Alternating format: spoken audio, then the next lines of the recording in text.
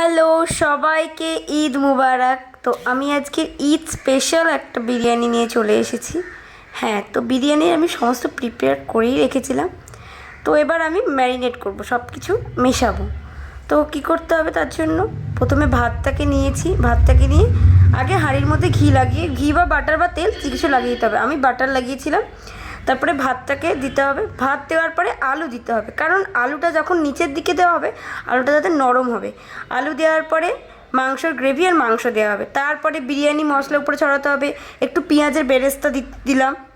দেন পেঁয়াজের বেরেস্তা দেওয়ার পরে দিলাম দুধ, তার সাথে গোলাপ জল আর আতর একসাথে মিশিয়ে রেখেছিলাম সেটা দিয়ে দিলাম। আবার একটু ভাত দিলাম, আবার মাংস দিলাম, দিয়ে আবার ওই বিরিয়ানি মশলা দিয়ে তারপর লাস্টে ভাত দিয়ে আর এই দুধের যেটা ছিল ওটা দিয়ে তারপরে পেঁয়াজের বেরেস্তা ধনেপাতা দিয়ে বিরিয়ানি রেডি। তো আপনারা সবাই বলবেন কেমন হয়েছে। বাই।